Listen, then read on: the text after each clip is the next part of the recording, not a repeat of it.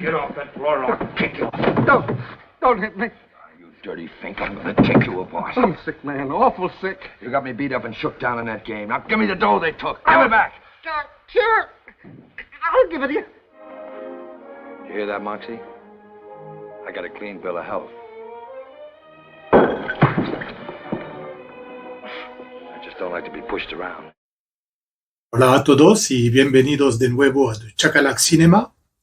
Déjame hacerte una pregunta. ¿Cuándo fue la última vez que una película te dejó con esa sensación, esa mezcla de fascinación y malestar? Ese personaje que hace algo terrible y sin embargo no puedes dejar de seguirle. Eso es cine negro. No es un género de buenos y malos. Es un género de sombras donde nadie es completamente inocente. Y la trampa siempre está tendida antes de que el protagonista lo sepa.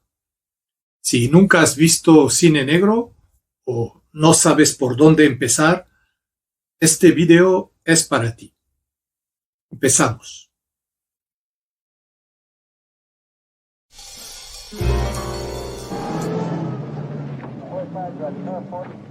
Anda, alégrame el día.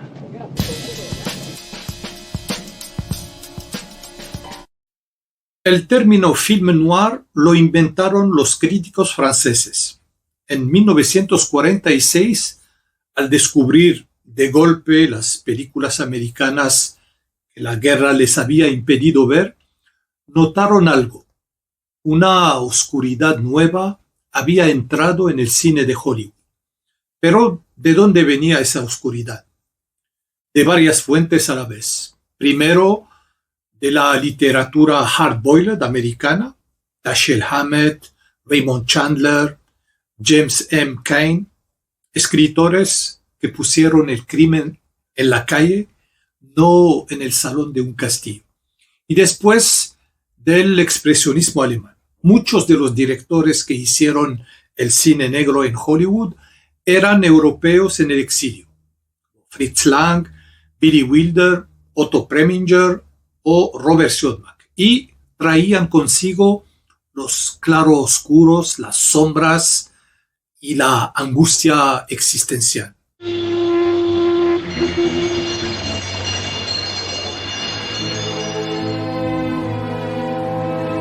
Pero hay una tercera influencia que no se menciona lo suficiente.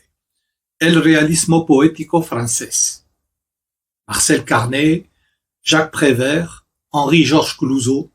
Esa tradición europea de personajes atrapados por su destino, de fatalismo urbano, de hombres que saben que van a perder antes de empezar. Películas como Le jour se lève, de Marcel Carné, o Quai des Brumes, también de Carné, es el eslabón perdido entre el expresionismo alemán y el noir americano. Y sin él, el género no se entiende del todo. Y finalmente, la posguerra americana, un país que había ganado la guerra, pero que volvía con heridas invisibles, desconfianza, cinismo, miedo. El cine negro tiene sus señas de identidad.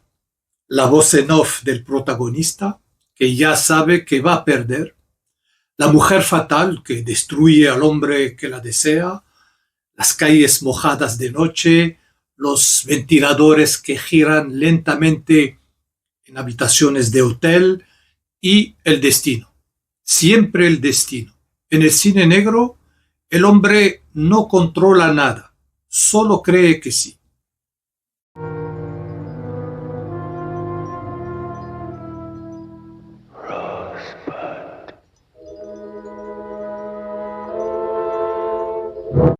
Pero antes de hablar de películas negras propiamente dichas, hay que mencionar una obra que no es noir y sin embargo lo contiene todo.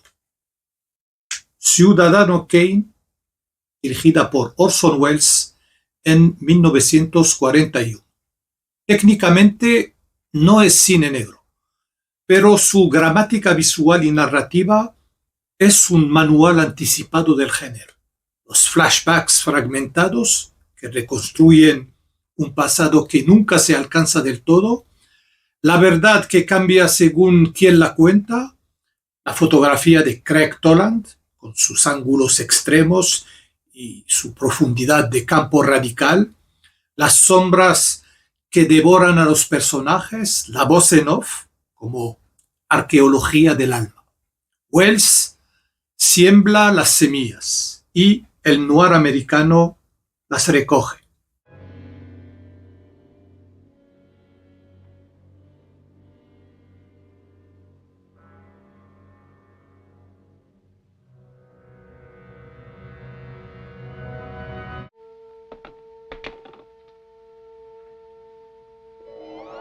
Gardenia. Quick, darling, in with him. Will you come in, Mr. Cairo?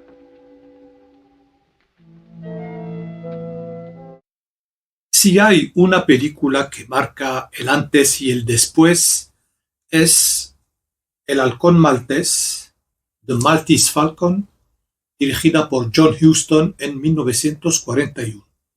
Un detective privado, una estatuilla misteriosa que todo el mundo quiere y nadie puede tener, y una cadena de mentiras que se enreda hasta hacerse imposible de desenredar. We were talking about a lot more money than this. There are more of us to be taken care of now. Well, that may be, but I've got the Falcon. You may have the Falcon, but we certainly have you. Huston adapta la novela de Dashiell Hammett con una fidelidad casi total y crea de un solo golpe la gramática del género. Humphrey Bogart como Sam Spade trae algo que el cine no había visto antes. Un hombre que parece completamente cínico y completamente honesto al mismo tiempo, sin que nunca sepas cuál de los dos va a ganar. A su lado, Mary Astor compone una de las primeras grandes femme fatale del cine sonoro, encantadora, mentirosa y peligrosa en la misma medida, sin que el espectador pueda resistirse más que el propio Spade.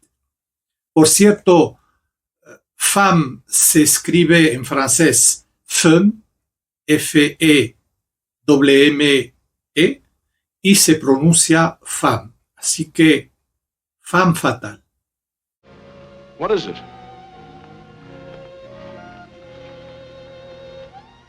The stuff that dreams are made of.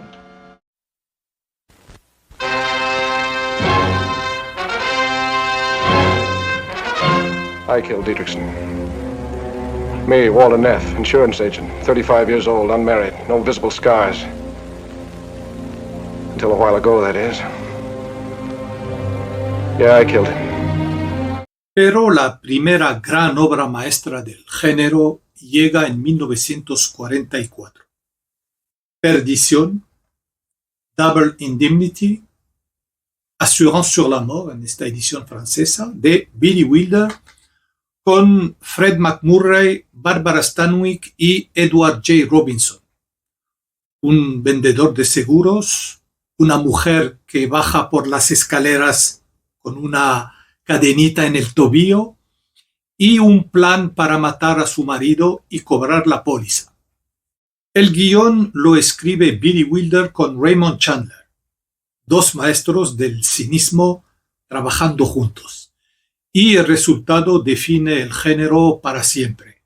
La voz en off, el flashback, la mujer fatal, la femme fatal, el fatalismo absoluto. Lo más brillante del reparto es su contracasting. Fred MacMurray, conocido hasta entonces por papeles simpáticos y familiares, hace aquí a un hombre que se deja arrastrar al crimen casi sin darse cuenta. Y esa normalidad lo vuelve mucho más perturbador que cualquier villano convencional. Barbara Stanwyck construye frente a él una frialdad calculadora hasta el último segundo. Y el grandísimo Edward J. Robinson, sin ser el protagonista, roba cada escena que tiene. Su investigador de seguros que huele la trampa antes de verla, que lo sabe todo antes de saberlo, es la conciencia moral de toda la película y paradójicamente el personaje más vivo de los tres.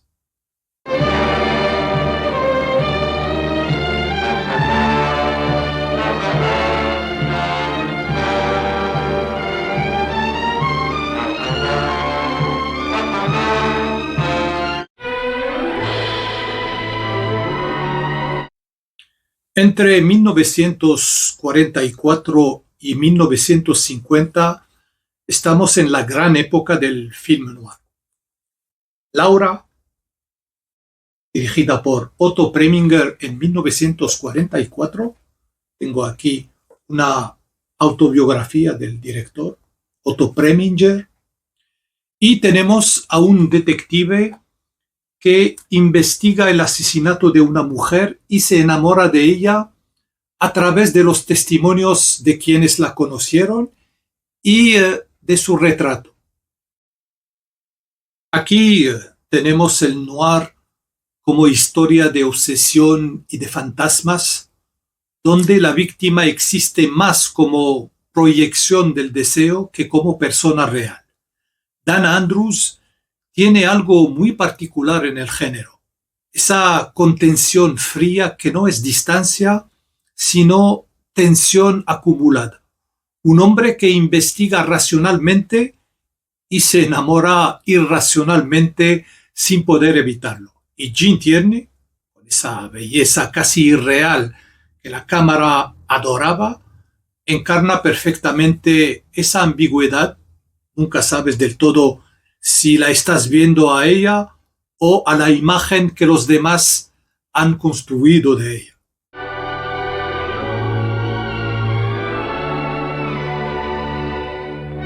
You have rarely met a girl like Laura. Few women have been so beautiful, so exotic, so dangerous to know.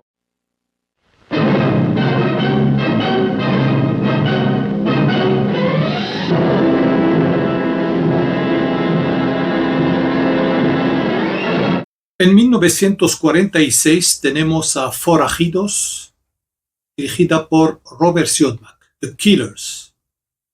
Dos asesinos llegan a un pueblo y matan a un hombre que ni siquiera intenta huir. ¿Por qué? Esa pregunta es toda la película. Un puzzle narrativo donde un investigador de seguros reconstruye el pasado de la víctima a través de testimonios fragmentados, desconectados entre sí. Es la primera película de Burt Lancaster y desde el primer plano se entiende por qué se convirtió en estrella. Hay en él una presencia que llena el encuadre incluso cuando no hace nada, incluso cuando simplemente espera la muerte. Y esa pasividad cargada de peso es todo el personaje. Frente a él, Ava Gardner como Kitty Collins, seductora, ambigua, nunca del todo culpable ni del todo inocente, establece aquí el modelo de la mujer fatal que el noir repetirá durante años. For it lately. Hey! Any objections? Yeah. You touch me and you won't live till morning. You're not meeting them tomorrow. Aren't I sweet? Y la historia de esta película tiene una segunda vuelta. Don Siegel había sido elegido originalmente para dirigir la versión de 1946. No lo hizo, pero no lo olvidó. En 1964 rueda su propia versión, Código de Lampa, The Killers, con Lee Marvin, John Cassavetes y Angie Dickinson, más Ronald Reagan en su último papel cinematográfico como villano. Temptation never came in a more dangerous package. I don't believe you. Explosively new. Ernest Hemingway's The Killer. El tono es completamente distinto. Donde Siodmak filmaba en sombras y elegía la melancolía, Siegel va directo a la yugular. Lee Marvin lleva esa brutalidad nueva del noir de los 60 hasta sus últimas consecuencias. No hay cinismo en él, hay vacío. Mientras que Cassavetes aporta una fragilidad inesperada en su víctima, un hombre que acepta morir sin resistir y cuyo misterio mueve toda la trama. Concebida como el primer telefilm de la historia, fue retirada por la NBC por considerarla demasiado violenta y acabó estrenándose en salas de cine. La primera versión es poética y llena de sombras, la segunda directa y dura como la luz del día. Las dos imprescindibles.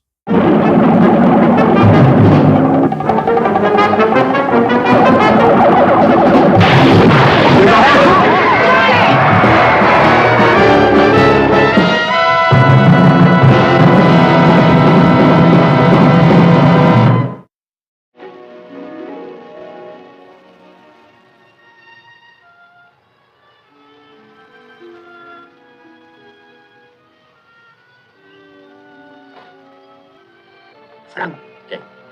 Mira.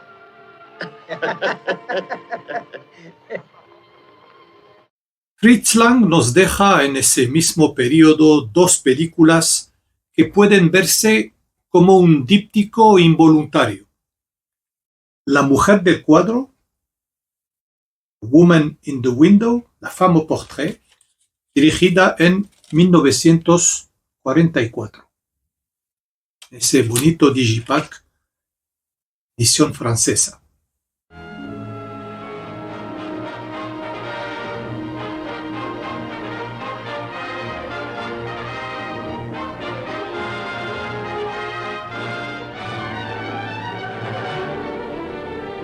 Y Perversidad, Scarlet Street, La Rue Rouge, dirigida en 1945. La edición con slipcover. Mismo director, mismo actor protagonista, misma actriz, mismo villano y mismo universo moral. En ambas, un hombre ordinario se ve arrastrado hacia el crimen por una mujer y por su propia debilidad. Edward J. Robinson es perfecto para ese papel precisamente porque no parece un héroe ni un villano. Parece alguien como tú, como yo, atrapado en una situación que creció más deprisa de lo que pudo controlar. Esa anormalidad es lo que hace tan perturbador su camino hacia la perdición. Ver una es querer ver la otra inmediatamente. En 1946, el gran Joseph Leo Mankiewicz dirige En algún lugar de la noche, Somewhere in the Night, quelque part dans la nuit.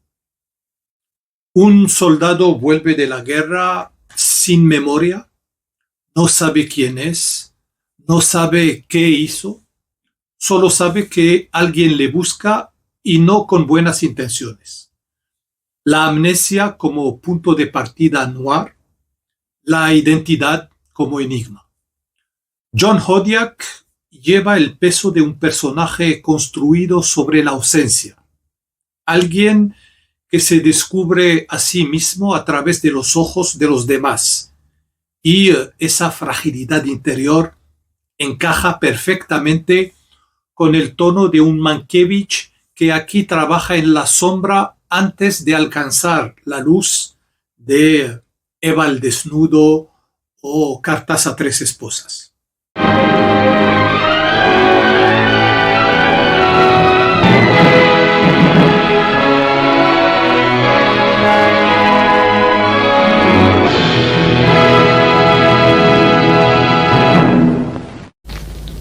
Al fin te encuentro. Hola, Joe. Ojalá me alegrara verte. Todos te han echado mucho de menos, Jeff, pero no tanto como yo. ¿Por qué? Recuerdo que Whit solía mirarme y decir que ojalá tuviera yo tu talento. ¿Por qué has venido? Tenía que hablarte. Y para cerrar esta época de oro, Retorno al pasado, Out of the Past, de Jacques Tourneur, dirigida en 1947, con Robert Mitchum, Jane Greer y Kirk Douglas. Si tuvieras que elegir una sola película para entender qué es el cine negro, quizás sea esta. Es la historia de un hombre que intentó escapar de su pasado y al que el pasado vuelve a buscar, contada con una elegancia visual y narrativa que Tourneur convierte en marca de la casa. ¿Cómo has podido encontrarme? Pues un día pasaba yo por esta carretera y de repente veo atendiendo un poste a mi buen amigo de otros tiempos. Claro que con un nombre diferente en el letrero. Robert Mitchum es el rey del noir. Esa mirada entornada, ese cuerpo lento y pesado, esa voz que no sube nunca de tono y sin embargo una intensidad que lo llena todo. Su fatalismo no es teatral, es orgánico, como si simplemente aceptara las cosas. Jane Greer construye frente a él quizás la mujer fatal más completa del género.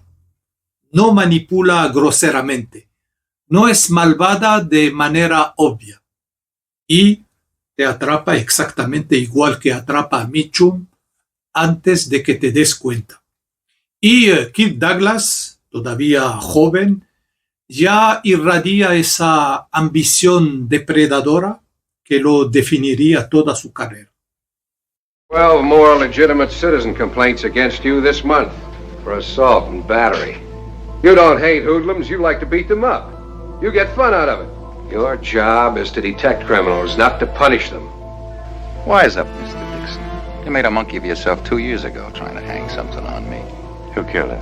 Hay directores que hacen cine negro y hay directores que son cine negro. Otto Preminger es uno de ellos.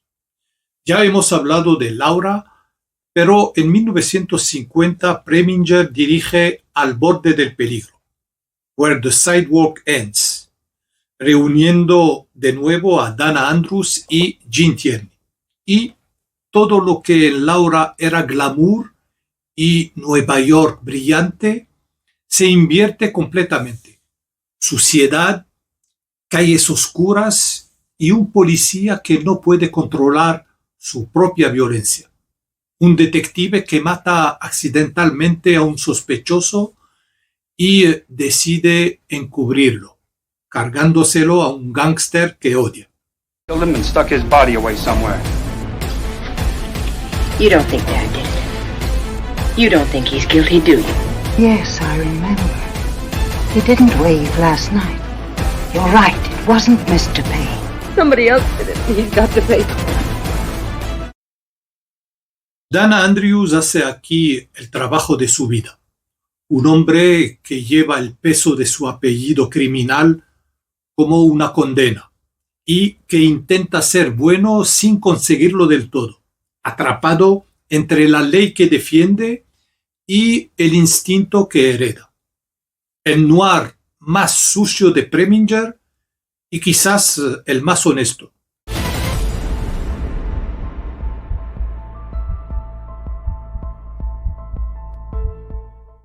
Y 2 años después, Cara de Ángel, Angel Face, dirigida en 1952.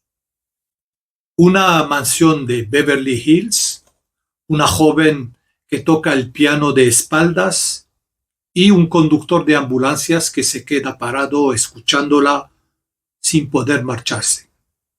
Ese primer encuentro lo dice todo.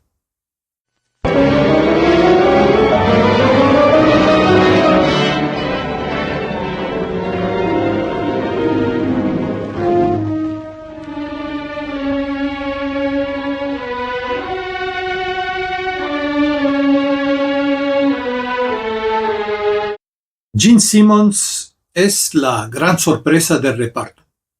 Conocida por papeles luminosos y dulces, aquí encarna una psicología retorcida con una naturalidad que resulta genuinamente inquietante, precisamente porque nunca fuerza nada. Robert Mitchum, por su parte, hace lo que mejor sabe en el noir, dejarse llevar sabiendo que no debería. Sabe desde el principio que esta mujer es peligrosa, va igual. Esa rendición lúcida al desastre es puro género. Y la película tiene además una anécdota de rodaje perfectamente noir en sí misma. Preminger pedía a Robert Mitchum que abofeteara repetidamente a Gene Simmons porque creía que no lo hacía con suficiente intensidad. Mitchum se hartó y le dio la bofetada al propio Preminger. Howard Hughes, el productor de la película, no le hizo ningún caso. En el cine negro, nadie gana, ni dentro de la pantalla, ni fuera.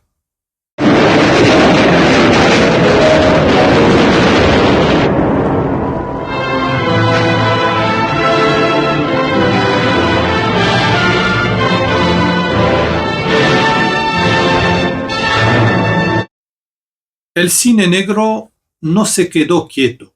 En los años 50 empieza a cuestionarse a sí mismo, a ampliarse, a politizarse.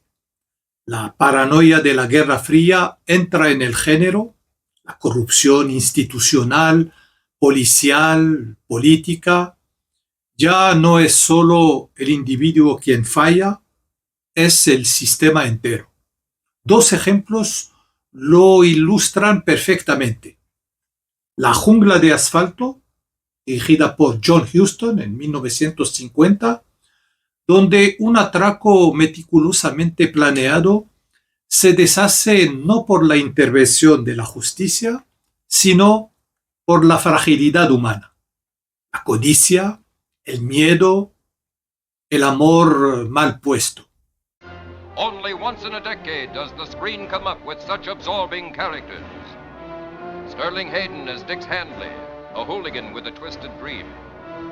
Gene Hagen as Doll, the dime a dance dame who wanted to share that shabby dream. Let me go with you. He's gonna leave this town wishing he and that wife of his had never been born. Where's my wife?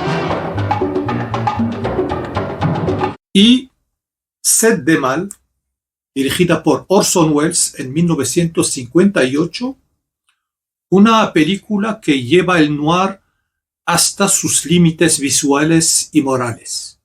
Un policía corrupto, una frontera entre dos países y una puesta en escena que Welles convierte en pesadilla física. Charlton Heston y Janet Leigh frente a un Welles monstruoso y brillante al mismo tiempo. Es el noir que se mira al espejo y no le gusta lo que ve. Captain, you won't have any trouble with me. You bet your sweet life I won't.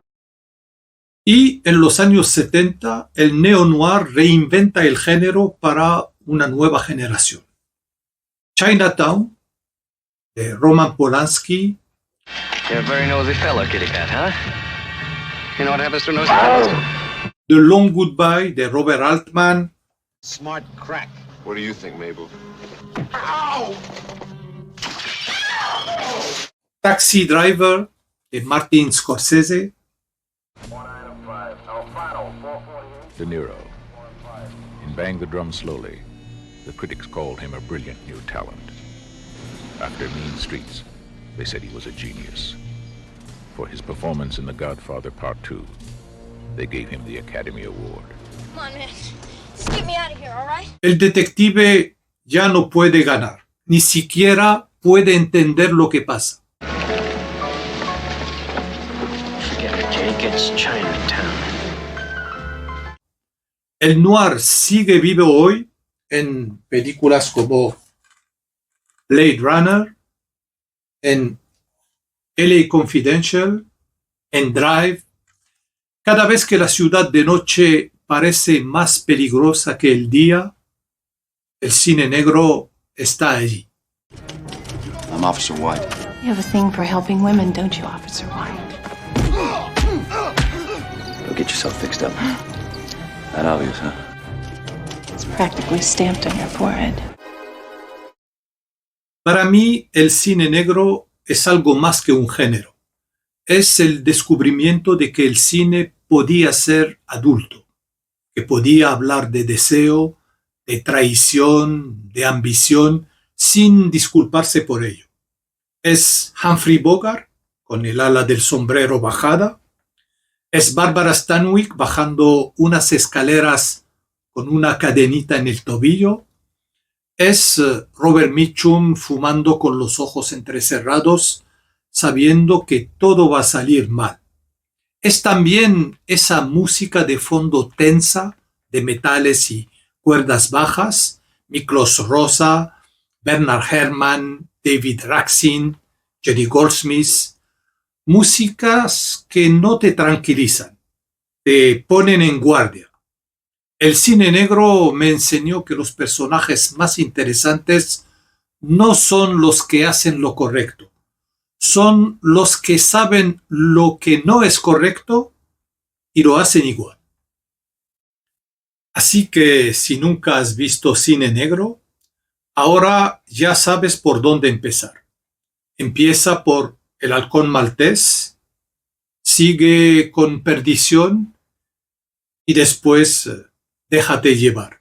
Porque el cine negro no envejece, la codicia no envejece, la traición no envejece.